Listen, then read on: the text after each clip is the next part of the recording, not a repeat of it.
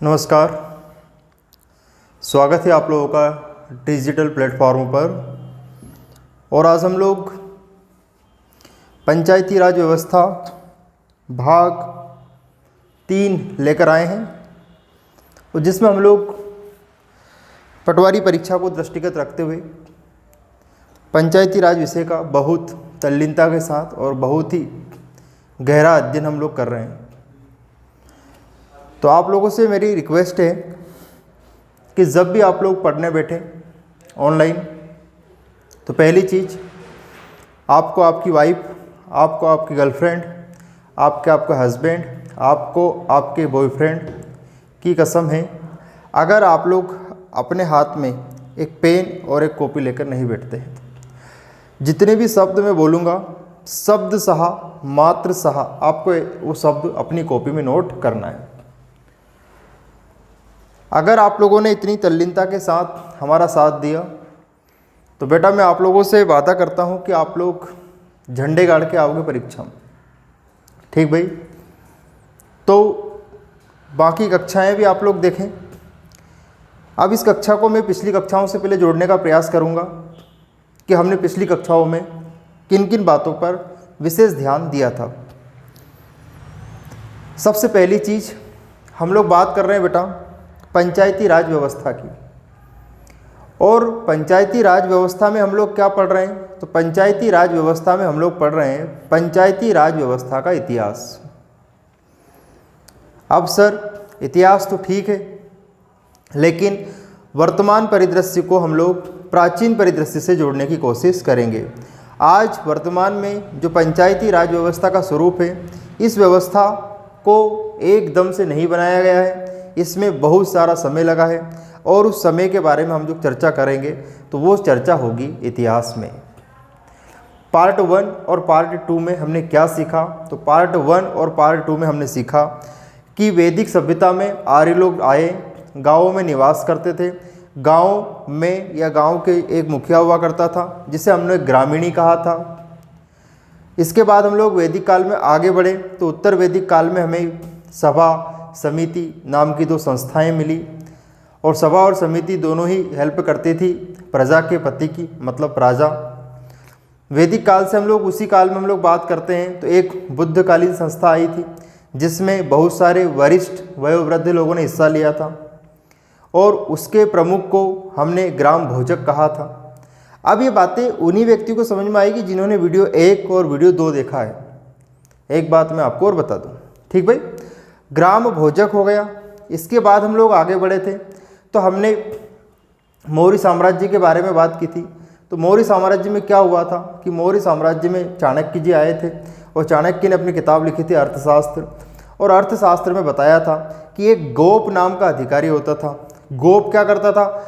गांव में लिखा पढ़ी या फिर जनगणना संबंधित काम, तो जो काम आज हमारे सचिव करते हैं, रोजगार सहायक करते हैं, ये काम पहले कौन किया करते थे? गोप नामक अधिकारी किया करते थे। ठीक है? इसके बाद हम लोग आगे बढ़े थे, मौर्य हो गया था, है ना? गुप्त काल में, तो गुप्त काल में क्या हुआ था? तो गुप्त काल में भैया पंचायत जैसा छोटा सा एक गांव हुआ करता था। तो गुप्त काल में भी हल्के फुल्के पंचायती राज व्यवस्था के प्रमाण मिले। मौर्य काल हो गया, गुप्त काल हो गया। फिर हम लोग थोड़ा सा आगे बढ़ता है, और जैसे हम लोग बढ़ता है तो मुगल काल आएगा।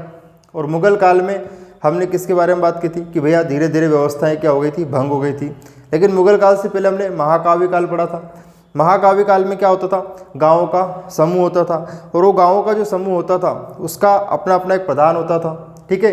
जैसे हम बात करें, 10 पति हुआ करता था, एक 20 पति हुआ करता था जिसको आप विज्ञपति भी कहते थे, और एक होता था शतपति।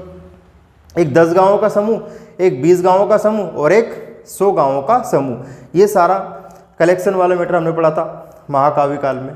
ठीक है? इसके बाद हम लोग आगे बढ़ता है, और आप हम लोग आ खड़े हुए हैं किस काल में? ब्रिटिश काल में। मुगल काल में धीरे धीरे पंचायती राज व्यवस्था क्या हो रही थी? नष्ट हो रही थी। क्यों हो रही थी? उसका भी एक कारण हम आपको बताएंगे। ठीक है? फिर हम लोग पंचायती राज व्यवस्था में आगे बढ़े, और आ गया ब्रिटिश काल। मुगल के बाद कौन आ गए? ब्रिटिश, मतलब अंग्रेज आ गए। तो अंग्रेजों ने क्या करा? अंग्रेजों ने बेटा क्या करा? पंचायती राज व्यवस्था, जब तक पंचायती राज व्यवस्था कमज़ोर थी, जब तक कि भारत में किसका शासन हुआ करता था? अंग्रेजों का शासन हुआ करता था। अब अंग्रेजों में कौन? कंपनी जब शासन करती थी। जब कंपनी कौन? तो ईस्ट इंडिया कंपनी। जब भारत की आर्थिक स्थिति, सामाजिक स्थिति, जो भी परिदृश्य है, ये सब किसके हाथ में हुआ करते थे? कंपनी के हाथ में हुआ करते। कंपनी कौन सी बेटा?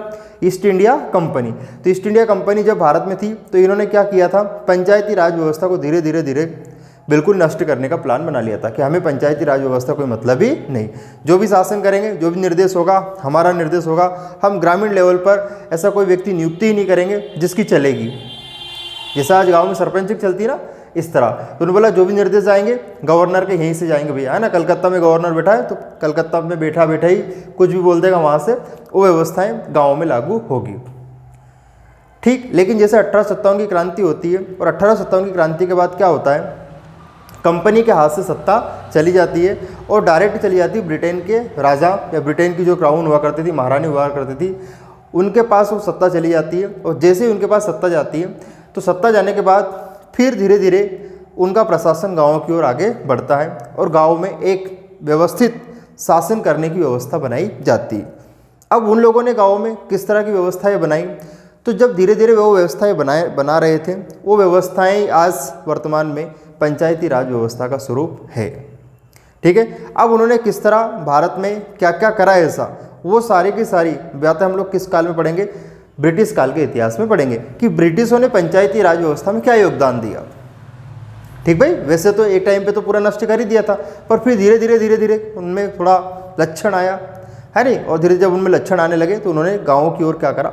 थोड़ा सा अपना रुझान करा कि भैया असली भारत तो गाँव में ही बसता है। और आज भी भावनात्मक लोग आपको पता है गाँव में रहते हैं, शहरी लोग तो आपको पता है कैसे हैं। ठीक है, उनको कोई मतलब नहीं जमाने से बेटा। असली भावनात्मक लोग तो आपको पता है कि हमारे गली मोहल्ले वाले, जो हमारे पारिवारिक लोग हैं, हमारे मोहल्ले वाले लोग हैं, उनमें बसता है। ठीक भाई, तो लड़ लेंगे, झगड़ लेंगे, जैसी भी रहेंगे, लेकिन रहना उनको साथ में है। ठीक है, शहरी क्षेत्र में अगर किसी से लड़ाई हो जाएगी बेटा तो रूम चेंज कर देंगे, है ना।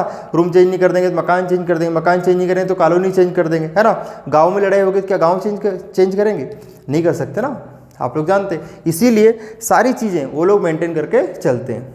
तो असली गाँव, महात्मा गांधी ने भी कहा था कि अगर गाँव का विकास करना है तो आपको अगर देश का विकास या फिर भारत का विकास करना है तो आपको गांव का विकास करना ही पड़ेगा, क्योंकि असली भारत तो गांव में ही निवास करता है। ठीक है, तो आप लोगों को गर्व होना चाहिए कि आज जो भी आप गांव की वजह से हैं, और आपके अंदर अगर कोई भावनात्मक गुण पाया भी जाता है तो उसका मेन कारण है कि आप गाँव में पैदा हुए हैं। ठीक भाई, अच्छा अब आगे बात करते हैं अपन। ठीक है, अब हुआ क्या देखते हैं। अब हम लोग पंचायती राज व्यवस्था में ब्रिटिश इतिहास स्टार्ट करते हैं और इसमें बात करते हैं भाग 3 के बारे में, क्या हुआ है। सबसे पहले हम लोग बात करते हैं 1870 की। सबसे पहले हम बात करेंगे 1870 की कि 1870 का पंचायती राज व्यवस्था से क्या कॉन्टेक्ट है बेटा। तो सबसे पहले देखते हैं कि 1870 में लॉर्ड मेयो, तो एक नाम आप लोग थोड़ा सा फोकस कर लीजिए, सभी लोग 2-3 बार बोलेंगे लॉर्ड मेयो, 2-3 बार लॉर्ड मेयो को जब हम लोग बोलेंगे तो ऐसा लगेगा कि हमारी मैयो है। क्या है हमारी? मैयो मतलब मेतारी मतलब मम्मी। ठीक है, चलो तो अब जब इनसे 2-3 बार बात करेंगे तो ये हमारी क्या हो गई? मैयो हो गई, है ना। तो 1870 में लॉर्ड मेयो के द्वारा स्थानीय संस्थाओं को, जो भी स्थानीय संस्थाएं मतलब जो भी संस्थाएं गाँव में काम कर रही थी, उन संस्थाओं को शक्तियाँ मतलब आर्थिक, पैसा, न्यायिक शक्तियाँ, है ना। तो न्याय भी कर सकती है और रोकड़ा देने का प्रयास किया। तो पहली लाइन से प्रश्न कैसे पूछा जाएगा कि 1870 में, कब भैया? 1870 में जो भी संस्थाएं गाँव में काम कर रही थी उन संस्थाओं को शक्ति, कुछ पावर दिए कि भैया आप थोड़ा बहुत टैक्स वगैरह कलेक्शन कर लीजिए, है ना। कोई छोटी मोटी समस्याएं अगर गांव में हो रही है तो आप इसको गांव में सॉर्ट आउट कर दीजिए, बार बार आपको दिल्ली आने की ज़रूरत नहीं है। ठीक है, थोड़ा बहुत पैसा वैसा चाहिए आपको तो कोई दिक्कत नहीं, गाँव से, मेले से, है ना, जैसे भी आप लोग थोड़ा टैक्स इकट्ठा करेंगे तो वो आप यहीं पर गाँव में लगा दीजिए। तो इस तरह वित्तीय सहायता, न्यायिक सहायता देने का प्रावधान किसने किया? लॉर्ड मेयो ने। कब किया बेटा? 1870 में। इतनी बात आपको समझ में आ गई? बोलिए यस। ठीक, तो पहली लाइन अगर आप लोगों को पूरी तरह से क्लियर है तो मैं अगली लाइन के ऊपर आता हूँ, नहीं तो मैं यहीं रहूँगा। ठीक है, तो एक बार रिवीजन कर लीजिए पहली लाइन के ऊपर। 1870 में लॉर्ड मेयो के द्वारा स्थानीय संस्थाओं को वित्तीय सहायता, न्यायिक सहायता देने का प्रयास किया गया। पिक्चर क्लियर, आगे देखते हैं। अब 1870 के बाद 1872। अब 1872 का कॉन्टेक्ट थोड़ा सा आउट ऑफ सिलेबस है, पर साथ में तो मैंने लिख दिया। लॉर्ड मेयो, वही लॉर्ड मेयो चल रहा है, अच्छी बात है। लॉर्ड है कि लाड़ी है? लॉर्ड बेटा, लॉर्ड मेयो। तो ये कौन हो गया? लॉर्ड मेयो के द्वारा पहली बार जनगणना करवाई गई। लो साहब, एक नई बात निकलकर सामने आई। पहला प्रश्न आपसे पूछा जाएगा कि भारत में पहली बार जनगणना कब हुई? ठीक है, तो बेटा आप लोगों को उत्तर लगाना है कि भारत में पहली बार जनगणना 1872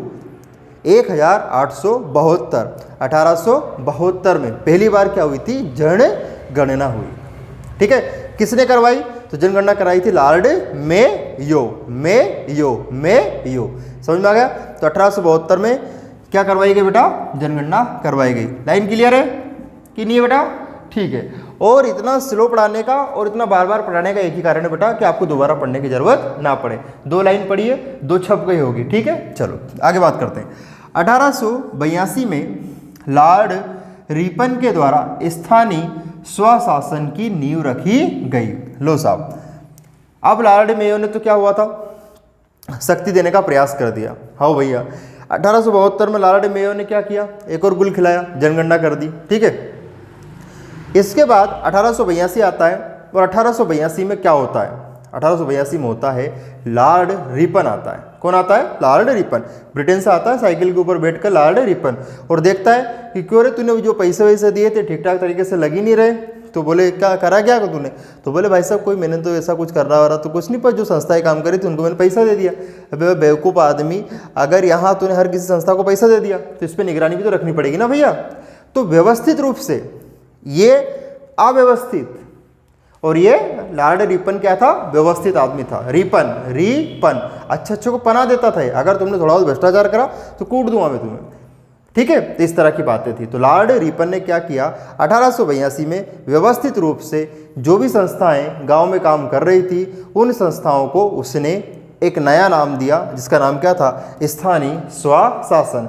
तो सबसे पहले हम लोग बात करते हैं बेटा कि स्थानीय स्वशासन का मतलब होता क्या है। तो स्थानीय मतलब स्थान, और स्व मतलब स्वयं का शासन, मतलब स्थान मतलब स्थानीय लोगों का शासन। जैसे पंचायत में स्थानीय लोगों का शासन होता है, आप लोगों को पता है। ठीक है, कि बाहरी व्यक्ति आ सकता है कि नरेंद्र मोदी आपके गांव में आके सरपंच साहब बन सकते हैं क्या? नहीं बन सकते ना, क्योंकि वो आपके गांव के स्थानीय निवासी नहीं है।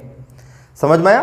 तो पंचायती राज में सबसे बड़ी कंडीशन क्या है कि भैया आदमी लोकल का होना जरूरी है। लोकल मतलब उसी गांव का होना जरूरी है, अदरवाइज उसको चुनाव लड़ने नहीं दिया जाएगा। ठीक भाई, इतनी बातें समझ में आ गई। तो इस तरह व्यवस्थित रूप से काम किसने किया बेटा? लॉर्ड रिपन ने किया। और कब किया? 1882 में पंचायती राज व्यवस्थाओं को व्यवस्थित रूप से आगे किसने बढ़ाया? लॉर्ड रिपन ने। और लॉर्ड रिपन ने जब ये काम किया तो काफ़ी अच्छा लगा लोगों को, और लोगों ने इसे बोल दिया क्या? जनक। क्या बोल दिया? जनक। समझ में आया कि नहीं आया बेटा? तो स्थानीय स्वशासन का जनक किसे कहा जाता है? तो आपका उत्तर होगा लॉर्ड रिपन को कहा जाता है। ठीक भाई, किसे कहा जाता है? बोलो जल्दी। लॉर्ड रिपन को। सभी लोग बोले बेटा, है ना? किससे कहा जाता है? लॉर्ड रिपन को। काय का जनक कहा जाता है? स्थानीय स्वशासन का क्या कहा जाता है? जनक कहा जाता है। ठीक है, आगे देखते हैं। इस प्रस्ताव को, कौन सा प्रस्ताव? स्थानीय स्वशासन का मैग्ना कार्टा भी कहा जाता है। अब सर ये नया वर्ड आया है मैग्ना कार्टा। मैग्ना कार्टा क्या है? तो मैग्ना कार्टा को हम लोग समझ लेते हैं। देखो, एक ब्रिटेन में राजा हुआ करते थे। ब्रिटेन में कौन हुआ करते थे? राजा।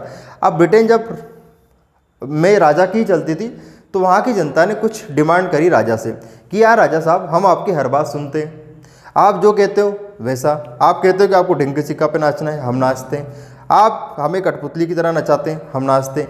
लेकिन हमें कुछ स्वयं के क्या दो? अधिकार दो कि हम भैया थोड़े घूमने जा सके कहीं पर, है ना? कहीं पर भी हम लोग व्यापार कर सकें। इस तरह के हमें कुछ बेसिक क्या दिए जाए? अधिकार दिए जाए, जिससे हमें वर्तमान में 6 मौलिक अधिकार प्राप्त है। ठीक है, तो ये जो मौलिक अधिकार वाला मैटर है ये कहाँ से आया बेटा? ब्रिटेन से आया। तो राजा ने सोचा कि यार बात तो सही है यार, जनता काफ़ी दिन से परेशान है। तो उस जनता को राजा ने क्या करा? एक लेटर लिख के दे दिया, है ना? क्या लिख के दे दिया? लेटर। जैसे ये मैं लेटर लिख रहा हूँ, ठीक है, ये लेटर मैंने लिख दिया कि ठीक है भैया, आज से तुम सभी पटवारी बन जाओगे। ठीक है, ऐसा मैंने बोल दिया। मतलब उनको बेटा क्या दे दिए, कुछ अधिकार दे दिए। तो जिस पत्र के ऊपर अधिकार लिखे जा रहे थे बेटा, वो पत्र ही क्या कहलाया, मेग्ना कार्टा कहलाया। समझ में आया। तो पंचायती संबंधित जो भी नियम कायदे है ना, किसने बनाए थे, लॉर्ड रिपन ने। नियम कायदे मतलब वही अधिकार वाली बात, तो अधिकारों को क्या कहा जाता है, मेग्ना कार्टा कहा जाता है। ठीक है, तो यहाँ से कई प्रकार के क्वेश्चन आपसे बनेंगे। ठीक है, संविधान में मेग्ना कार्टा के नाम से किसे जाना जाता है, तो बेटा आंख मीच के लगा देना, मूल अधिकारों को मेग्ना कार्टा के नाम से जाना जाता है। ठीक भाई, अच्छा इसका अच्छा मेग्ना कार्टा का मतलब आपसे पूछ ले, मूल अधिकार। Picture clear. चलो, तो भैया पंचायती संबंधी जो अधिकार वगैरह किसने दिए थे व्यवस्थित रूप से, तो किसने दिए थे, लॉर्ड रिपन ने 1882 में। और ये व्यवस्थित नियम प्रस्ताव नियम कायदे अधिकारी क्या कहलाए बेटा, मेग्ना कार्टा कहलाए। तो स्थानीय स्वशासन को ही क्या कहा गया, मेग्ना कार्टा कहा गया। समझ में आया बेटा। अब प्रश्न कैसा आएगा, लॉर्ड रिपन के स्थानीय स्वशासन को क्या कहा जाता है। Option Coca Cola, Thums Up, Genda Swami, चौथा मेग्ना कार्टा। तो आपका उत्तर क्या होगा, मेग्ना कार्टा। समझ में आ गया बेटा। ठीक है, वैसे इतने सरल ऑप्शन आएंगे नहीं आप लोगों को, ठीक है, वहाँ तो वैसे ही आएंगे, मेग्ना कार्टा, दूसरा मेग्ना हार्टा, मेग्ना फार्टा, मेग्ना चार्टा, ऐसे नाम आएंगे। ठीक है बेटा। चलो, अब उसके बाद क्या हुआ कि पंचायती राज व्यवस्थाएं धीरे धीरे गाँवों की ओर बढ़ रही थी। और अब जब ये व्यवस्थाएं लागू हो गई गाँवों में, तो ये व्यवस्थित रूप से चल रही है कि नहीं चल रही है। तो कई दिनों के बाद 1882 के जैसे जैसे समय बीतता गया, जैसे जैसे समय बीतता गया, तो ये व्यवस्थाएं ठीक प्रकार से चल रही कि नहीं चल रही है। तो 1907 में स्थानीय स्वशासन की प्रगति की जांच के लिए हाब हाउस की अध्यक्षता में एक बेटा ये नरमुंड है ना, अंग्रेज अधिकारी था, इसका नाम क्या था, हाब हाउस। थोड़ा नाम लेंगे तो अजीब सा लगेगा, बोलो हाब हाउस ऐसे। तो हाब हाउस की अध्यक्षता में एक शाही आयोग, और शाही आयोग को क्या बोलते बेटा, रॉयल आयोग के नाम से भी जाना जाता है। तो 1907 में स्थानीय स्वशासन की प्रगति, मतलब जितनी भी संस्थाएं जो हमने लागू करी 1882 में, इनमें प्रगति कर रही है कि नहीं कर रही, इस बात की क्या होगी, जांच के लिए एक अंग्रेज अधिकारी कौन आया, हाब हाउस की अध्यक्षता में। किसका बेटा, शाही आयोग का। मतलब एक मीटिंग, एक वो बनाई गई, समिति बनाई गई कि भैया जांच करो तो जाओ। तो जांच कोई अकेला आदमी तो करेगा नहीं, 2-4-10 रहेंगे इसमें। तो बेटा इसके लिए जो अध्यक्ष था उसका नाम क्या था, हाब हाउस। और जो समिति था उसका नाम क्या था, शाही आयोग। और इसी क्या बोलते हैं, रॉयल आयोग का क्या किया गया बेटा, गठन किया गया। तो इतनी बात समझ में आ गई आप लोगों को, बोलो हाँ ठीक है। अब आज हमने क्या क्या चीज़ें पढ़ी हैं। तो सबसे पहले हमने बात करी 1870 लॉर्ड मेयो स्थानीय चीज़ों को, स्थानीय संस्थाओं को वित्तीय सहायता और कुछ अधिकार दिए गए, लेकिन व्यवस्थित रूप से नहीं दिए गए। ठीक है, इसके बाद लॉर्ड रिपन आता है 1882 में। उसने देखा कि ये बेवकूफ़ आदमी जो तू नियम कायदे देकर आया है वो व्यवस्थित रूप से चल भी रहे कि नहीं चल रहे। उसने देखा कि इसमें किसी प्रकार की कोई सिस्टमेटिक काम नहीं था। तो फिर लॉर्ड रिपन ने क्या करा, तो लॉर्ड रिपन ने कहा कि अब हम हमारे हिसाब से करेंगे। ठीक भाई, तुम तुम्हारे हिसाब से करिए। और लॉर्ड रिपन ने अंतगत हुआ 1882 में स्थानीय स्वशासन की क्या की बेटा, स्थापना की। इसी वजह से लॉर्ड रिपन को इतिहास में स्थानीय स्वशासन का क्या कहा गया, जनक कहा गया। हाँ सर, मान ली तुम्हारी बात। हाँ, इसके बाद यही नियम कायदे और व्यवस्थित रूप अधिकार के रूप में जाने गए और इनकी तुलना हमने कर दी काई से, मेग्ना कार्टा से। 1882 स्थानीय स्वशासन को किस नाम से जाना गया, मेग्ना कार्टा के नाम से भी बेटा क्या हुआ, जाना गया। इतनी बातें समझ में आ गई। ठीक, अब हुआ क्या, जैसे जैसे जैसे समय बीतता गया 1882 के बाद जैसे जैसे जैसे क्या बीतता गया बेटा, समय बीतता गया। और समय बीतने के बाद 1907 में हाब हाउस की अध्यक्षता में एक शाही आयोग का क्या हुआ, गठन हुआ। और उस शाही आयोग का हमने क्या नाम दिया, रॉयल आयोग। और इस रॉयल आयोग और शाही आयोग ने जांच करी कि काम ठीक से चल रहा है कि नहीं चल रहा है। तो बेटा ये सारी बातें हमने जो बात करी है वो किस में करी हमने, ब्रिटिश काल में। अब ब्रिटिश काल में 2 से 3 बातें सिर्फ बची है। अगले वीडियो में हम लोग ब्रिटिश काल की 3 बात और करेंगे, जिसमें पंचायती राज व्यवस्था का इतिहास ब्रिटिश काल में क्या हो जाएगा, खत्म हो जाएगा। और ब्रिटिश काल के बाद क्या होगा, हमारा देश आज़ाद होगा। तो हम लोग आज़ाद भारत में किस तरह पंचायती राज व्यवस्था लहलहाती है उसके बारे में हम लोग चर्चा करेंगे। टोपी वाले हमारे नेता पंडित जवाहरलाल नेहरू जी आएंगे और हम लोग उनके साथ गाते गुनगुनाते हुए मस्ती के साथ क्या पढ़ेंगे, पंचायती राज व्यवस्था। इसमें 1-2 लाइन और मैंने एक्स्ट्रा लिखी, अगर आप लोग चाहें तो मैं इसको पढ़ के बता देता हूँ, नहीं भी दिख रहा हो तो आप लोग सुन लेना। 1909 के लाहौर अधिवेशन में पहली बार कांग्रेस के द्वारा स्थानीय स्वशासन को पुनर्जीवित करने की मांग की गई। 1909 के लाहौर अधिवेशन में कांग्रेस के द्वारा पहली बार स्थानीय स्वशासन को पुनर्जीवित करने की क्या की गई, मांग की गई। सर प्रश्न कैसे आएगा, सिंपल है बेटा, कांग्रेस के द्वारा पहली बार स्थानीय स्वशासन को दृढ़, मजबूत, व्यवस्थित, पुनर्जीवित करने की बात कही गई। कब, 1909 लाहौर अधिवेशन। समझ में आया बेटा। लाहौर आप लोग जानते कहाँ है, ये वहीं पर है जहाँ बहुत सारे क्या रहते हैं, पापी रहते हैं, मतलब पापियों का स्थान पाकिस्तान। तो मिलते हैं बेटा अगले वीडियो में। नमस्कार, आदाब, सत श्री अकाल। और वीडियो को लाइक जरूर कर दे बेटा, शेयर करना है और अपने दोस्तों के साथ बताना है कि आपको अगर पटवारी बनना है तो आज ही ज्वाइन करें जीके विथ जितेंद्र।